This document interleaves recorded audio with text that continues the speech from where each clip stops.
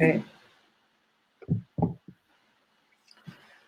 Okay, Shelby, we are live. Awesome. Hi. This is incredible. So I've asked a couple of people to make sure that we actually are live, Okay. and we'll give everybody a couple of minutes to log in. Welcome everybody to NNRP Weekly, the weekly show where I talk to top real estate professionals across across Northern Nevada and our area. And I'm so lucky today we have Shelby Ryburn.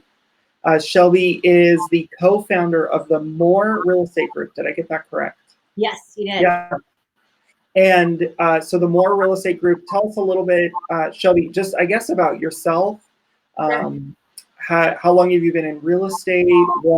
How did you found this More Real Estate Group? Okay. So I was originally licensed in real estate back in 2005 and was selling real estate down in the Hollywood area in Southern California. We lived there for several years, and I was on what I affectionately refer to as a highly dysfunctional team, which to this day has caused me to be very passionate about developing people the right way to create opportunities for people that are sustainable and growth oriented inside of a team environment. Um, I became a team leader in 2014 of a real estate company and ran a market center out in the Carolinas for 3 years and did very well with a very highly connected team of passionate people who had a great work ethic and really the same vision toward what we were building. And so we wound up in the top 10 out of 800 Keller market centers across the globe. Wow. So for 3 years. And what market center was that? that was the Fort Mill Market Center right outside of Charlotte, North Carolina. Okay. So, awesome. born and raised in California, but spent nearly 7 years of my life in the Carolinas and had both of my babies there, and found our way back to California in 2017, because after having 2 babies and running an organization of 300 plus agents, I was very, very happy professionally, but I was missing some fulfillment in the lives of my kids, being able to be closer to our family. And so I have a passion around kind of work-life balance of both being an ambitious, motivated, driven woman, but who also wants to always make sure that she makes decisions based on family first. So we came back in 2017 to California and served as the regional area director for the Northern California and Hawaii region of Keller Williams in 2019. And to answer your question about how More came about, I find that the life best lived is one that is fulfilling kind of your purpose and your mission. And I've always been extremely mission oriented. I've always wanted to make sure that everything I do is because it gives me joy, and I think that the type of life that you have where you wake up and you're excited for what you do every day is the type of life that is best for me. And so I stepped out of actually all leadership after 15 years on the leadership path in the real estate industry and financial services industry, and got together with a couple of guys named Brian Martell and Ricky O'Neill, who had a successful business out of Folsom, California for several years together. Their focus being very, very hyper-local marketing and community and relationship driven. And I've coached a lot of agents from being a single agent up to building teams. And so that was my intention to do in the Roseville, Rockland area. And our visions aligned, our mindset aligned, our desire for growth aligned, and our business strategies specifically aligned. And so we decided to come together instead of either one of us growing independently of one another, and formed the More Real Estate Group. So that is the Martell O'Neill Ryburn, Shelby Ryburn, that's a part of it. Okay. So I feel slow. I didn't catch that. Yeah. The okay, Martell O'Neill Ryburn experience. Awesome. And we fundamentally believe that it's our responsibility to create an experience for our agents where they are growing and living their best life and living in their lane and doing the things that give them joy and fulfillment. And then certainly on the flip side, creating a client experience that is all about red carpet service and is about being in relationship with us even in the 3 to 7 years where they're in that lane where they're not buying or selling homes, but they're referring people to us because we're keeping them connected to us and creating an experience beyond the transaction. So for us, it's all about creating an experience both internally and externally with our agents and our clients. That's awesome. So where do you see, or I guess dive into just more and what's your role on more? What do you do? So what's my role in more? Jared, that's a great question. Like a co-founder, what do you do?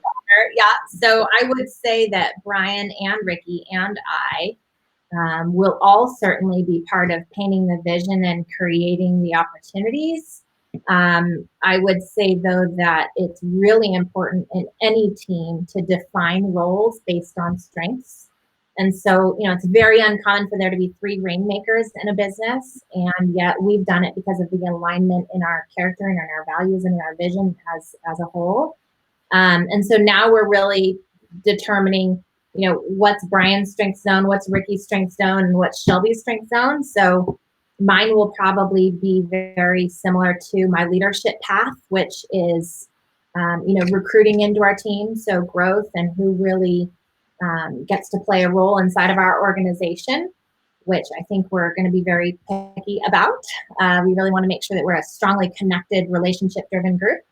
And then training and coaching. So I became a certified coach back in 2011 through a very, very rigorous certified coaching program. And so I love pouring into people. That's really my DNA. It's what gives me the most fulfillment. And so I'll probably be acting as trainer and coach inside of our team environment as well. And then just really leveraging the strengths of our admin hub and each of our agents to help them find a lane that makes them feel like they're waking up and not going to work every morning. So I'll also certainly be selling. My husband is part of our team as well, and he's been selling for several years. And so jumping back in the selling saddle as well to lead by example. So how do you balance that relationship with your husband on the team? How do you do that every day? Well, let's see here. I will not turn to him and look at him since he's in the room. Oh, wait. The room.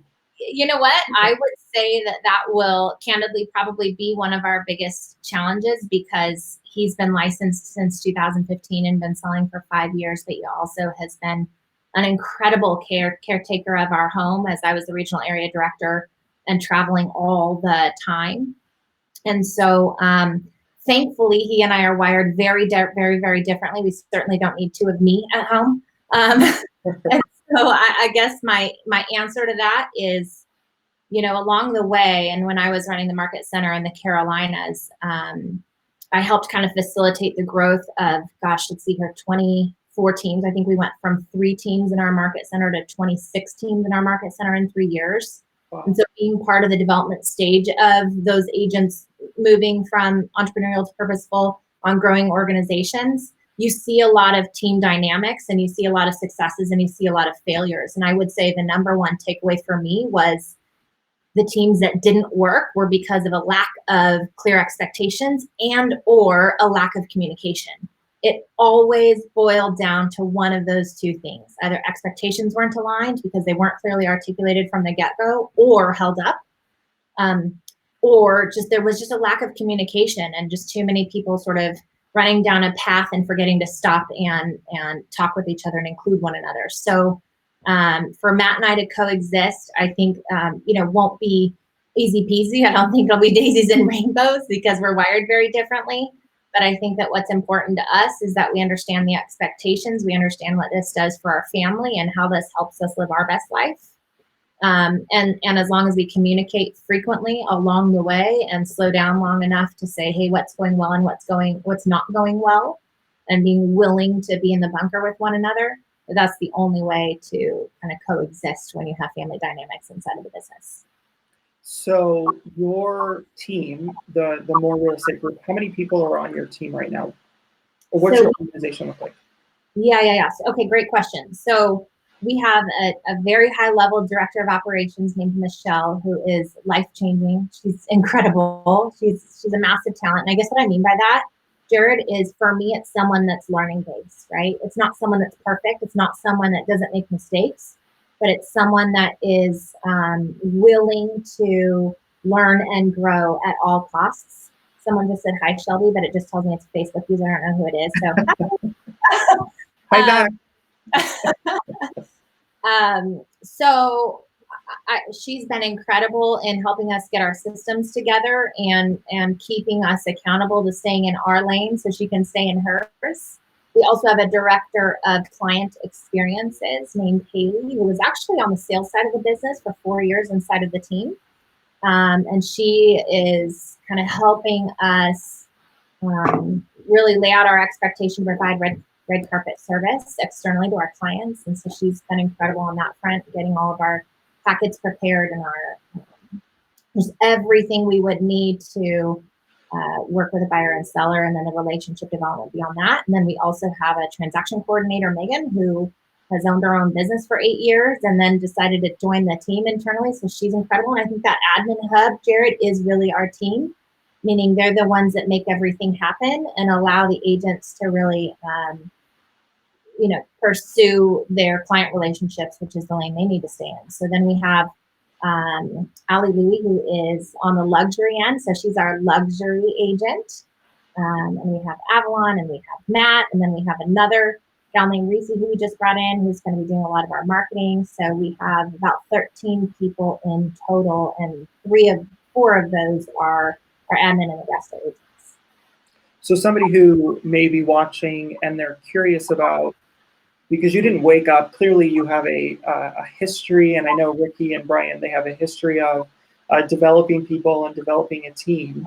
How do you attract somebody, or how do you attract talent to join your team? If let's say I'm in a position in my business where I have the admin, if I'm following the MREA model, I have 2 admins and I'm ready to make that first hire, how do I attract the right person, A? And then I know people are so afraid of attracting the wrong person, or somebody will leave me if they work. How do you get through that as a leader? Yeah.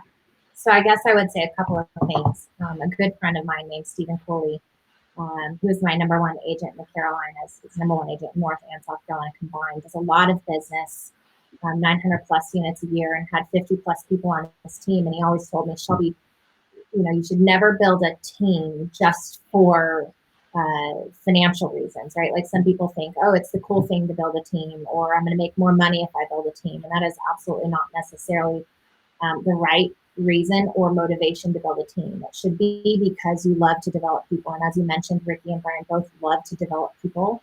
And I love to develop people. I love helping people go from good to great. So the motivation needs to be right, to answer your question, Jared, because you're never going to attract the right people if you have the wrong why. Does that make sense? Yeah.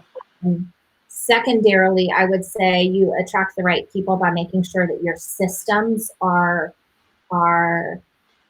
on point first. And it's why the MREA model suggests that you should hire 1 admin and then 2 admin before you decide to develop the buyer team or the listing team. Because without proper support, then what does a team member get on a team that they don't get in the office, right? So you've got to be really, really clear on your value proposition. And then it's our job as rainmakers, Ricky and Brian and I, to provide that environment where people grow, right? So we're constantly concerned about what does the culture look like, and what does the accountability look like. And I know that, sometimes you may strike out. Like, we'd like to say that everybody we hire is going to work for the long run. And certainly that's our intention. We go through a rigorous process at, KW specifically called career visioning, which I'm an instructor of, so I'm especially passionate about it, to do our best to select the right people. But it doesn't mean that we're going to, strike gold every single time. Nevertheless, you do your best to date before you bring them on versus after you bring them on, because you'll end up doing one or the other. So we choose to date our people in the process by putting them through kind of several interviews to make sure that their expectations are aligned with ours, and that they're ultimately the right fit from a character standpoint and integrity standpoint, and that they really see the value proposition and what that can offer to them. I think alignment is more critical than anything. And so as rainmakers, we need to get clear on, what are our non-negotiables? So for me, I know that sense of urgency is a non-negotiable, meaning I really like people who want to run far and run fast in my life.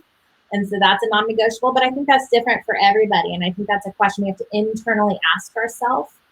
Who are the type of people that I need to surround myself with, that I become the best version of myself with? Because if I become that person, then I can give more to them. Does that make sense? Yeah. So did you discover that you appreciated somebody who had a sense of urgency through the career visioning process, or was it through trial and error that somebody wouldn't be fast enough or they wouldn't run hard enough and you just realized that they're not the right person for you? How did you self-discover that? So I think to some extent it's trial and error, but I think you can avoid a lot of the trial and error by navigating the career visioning process up front first. They say the best way to hire someone is to live with them for a really long time. And yet we don't really Hence your have. husband, maybe? So what? Hence your husband? Right, Yeah. right. Yeah. Hired well with him, right. Yeah. But most of us don't have that opportunity, and yet the career visioning process for us is 4, 5, 6, 7 steps long. We're really not interested in shortcutting that process because, if they're not the right fit for us, then that also means that I could be damaging them because we may not be the right fit for them as well, right? So it's just an unrelenting commitment to not shortcutting that process and navigating all the way through it so that you make the very best informed decision at the end. So I think we might be cutting out just a little bit. I hope you can hear me. I can. Okay. I wanted to ask you, you can. Okay. So what's the biggest risk you've taken, whether that be business or personal, and how did it turn out?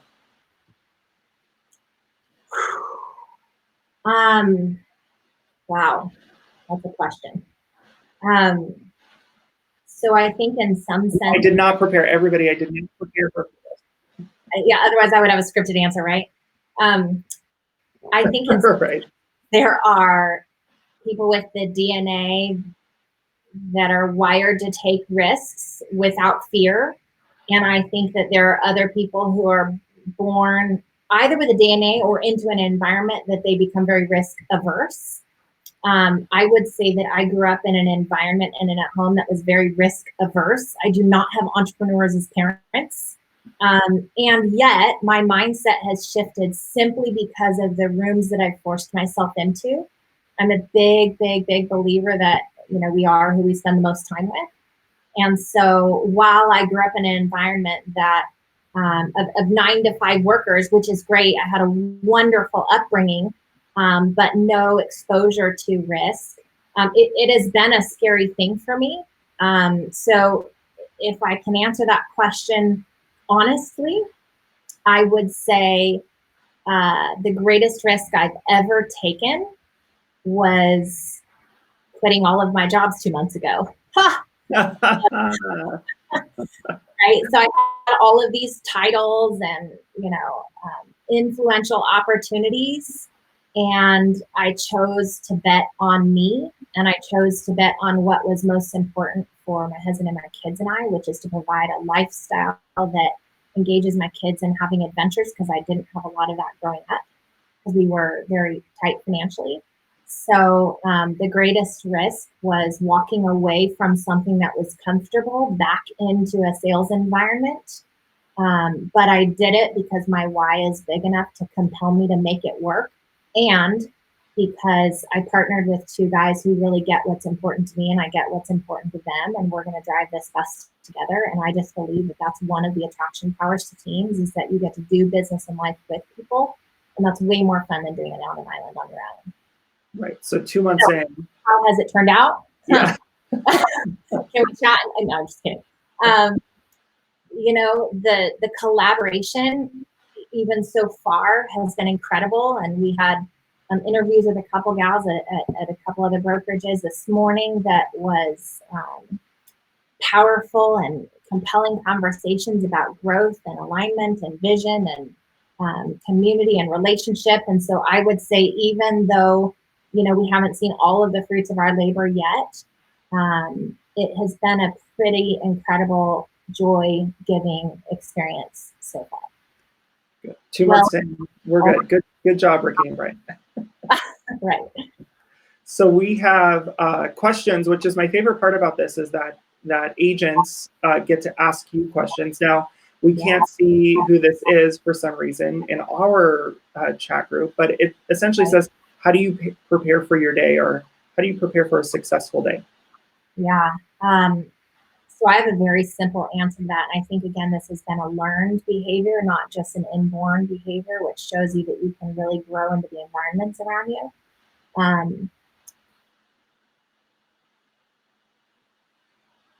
That I am my own worst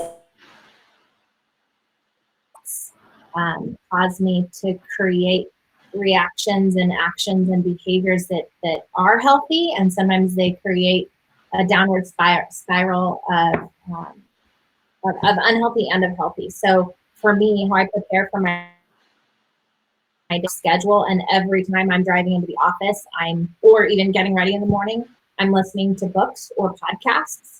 And I'm a big music lover too, so it doesn't mean that I'm like some robot who does this every single day, day in and day out. Like, sometimes I just need to sing, and so I'll listen to music, right? Always training myself to be part of conversations that inspire me and motivate me and connect me to why I do what I do. And so for me, that means I'm always listening to books, because if I read, I'll fall asleep. So I listen to books and or podcasts. And then I have a time block today that where to go and what to do and when. And then I have an EA who, if I'm not doing what's on my time block calendar, punches me in the face and tells me to go do what's on my time block calendar. So I've created an environment that forces me to follow through, which is a great book called Following Through, that is probably one of the most redundant books you will read. But the reason for that is because we don't always receive things the first or the second or the third time that we hear them. And so this book is all about creating an environment around you that forces you to follow through, and that's been an accountability system for me. So when you're singing in the car, who are you singing? Oh my. You know what, Jared? You could find Christian music on my phone. You can find country music. You can find straight up rap and everything in between. Ricky will tell you I listen to a lot of Broadway, and he makes fun of me for that.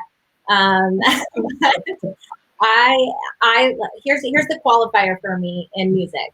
Anything that I can sing to, even if it is rapping, I am in. Whatever makes you right, whatever brings the energy up and not the energy down. That's it. Right. Okay, another question we have. What is the single most important thing that you do every single day that has been most beneficial in building your business? Yeah, good question. So I could answer this wide, or I could answer this deep. And I'm a big fan of going deep, because when you live with intentionality, you accomplish more. So I'll answer it in one way, because that's what you asked. The single most important thing that I've done is recognize what means victory to me by the end of the day. Because the only way that I'm going to be able to produce what I need to produce to feed my family and fund my life and create adventures with my kids is to identify the 3 drivers that put food on my table. And so, the time that I would say that I've been most successful in life is when I understand exactly how many dials I need to make, how many referrals I need to get, and how many appointments I need to set. And so those are my 3 daily drivers. And what that means is anything that happens outside of that is great. But if I don't do those 3 things on a daily basis, I have not won the day. And if I don't win the day, it's easier to get away from those habits on a weekly basis, on a monthly basis, and then 90 days down the road, I'm going, shoot, I've got nothing in my pipeline, right? Right. So I believe that we're in control of what we get in this business, and so for me, it's 3 daily drivers, and I have not won the day if I have not done those 3. And so having clarity then on what those goals are. Yeah, sure. Yeah. So connect with 20 people, and set 2 appointments, whether that is with an allied resource or sphere for generating business or an actual listing buyer. So we are so lucky to have you here in Reno on Thursday. Yeah. You're making the drive and the trip over here, and you're teaching a class called Built to Last. Yeah. Built to Last will be here at the Keller Williams office from 1 to 3 on Thursday, and anybody watching, you're welcome to join us. What can we expect in Built to Last? I had the privilege of spending a lot of years in corporate America in a Fortune 100 financial services firm. And we talked a lot about sustainability because, Jared, you and I know that there's a high turnover rate in the real estate industry with realtors who get into the business. It's even worse in financial services. It is a high volume business and burnout is common. People make it usually in the first 3 to 6 months, or they don't make it at all. And so we talked a lot about sustainability in corporate America. I don't think that we talk a lot about that in the real estate industry. We just go, oh, okay, they didn't make it in their first 2 years, or oh, okay, they decided to go, down a different path. So we know that the most challenging time for brand new agents is the first 2 years. And yet what most of us don't know is that the average realtor is in this business for less than 8 years. So my question is why? Like, is it they're all retiring? Well, maybe 20 or 30 years ago when people came into the real estate business as their second career, but now we have a lot of people in their 20s and 30s and 40s who are getting into the business. And I'm pretty sure that doesn't mean that they made their millions in 8 years and decided to fly the coop, right? What I believe it means is that they've experienced some level of burnout, or they have not known really what to do differently to get past the ceiling of achievement that they've hit. And so Built to Last is all about what are the things that I need to do differently to give myself the freedom to walk away from this business when I choose to, versus having to make that choice. This is an incredible industry that rewards what we do. But if you don't make the right choices along the way, and if you're not bent on growing past whatever, ceilings you hit along the way, which we all hit along the way, then it'll walk you out of this business. And so this is all about what are the things that top agents around the company, as regional area director and someone that ran a market center in the Carolinas, what are they doing differently to give themselves the freedom to come out of the business when they choose to, and or sell the business down the road and have a legacy inside of it. And so I have some really cool quotes from some top agents around the country with their 2 cents on it, who've been willing to contribute to my content. And so that's what it's all about. What do I have to do to build a business that is built to last? That's awesome. So last question, at least for me, and if there's anybody that has any questions, this is your opportunity to do that. So what is the one thing, as a leader or as a high successful agent, what's the one thing that we can do every day so that everything is easier? So forgive me if I sound like Gary Keller, and we're in the lead generation business. And so if we're not generating business every single day, nothing else matters, because that'll be the first thing to walk us out of the business. And again, success is more about habits than it is about anything else. And so that can be good or bad. You can have good habits or bad habits. So I think that the one thing that you can do is to set yourself up for success by having the right habits of lead generating every single day. However, I want to say that doesn't mean calling FSBOs or calling expireds or hammering the phones. I think sustainability is really about being in a lead generation lane that is an extension of who you are and how you're wired and what gives you joy. And so that's what we'll talk a lot about in the class as well. It doesn't have to be something that doesn't align with who you are. It needs to be something that gives you life, and gives you joy. And if you do that, then you'll wake up every day and not even feel like you're working. Yeah. Okay, so we can hear more about that this Thursday from 1 to 3 here at Keller Williams. Built to Last. Shelby Ryburn, thank you so much for being on our NNRP Live. I appreciate it. Absolutely. Thank you so much for the opportunity, Jared. Hello to everybody. Look forward to connecting with you. You can find me on Facebook or come see me on Thursday. I'm excited to be there. Yes, see you guys on Thursday. Thank you. All right. Bye. Bye.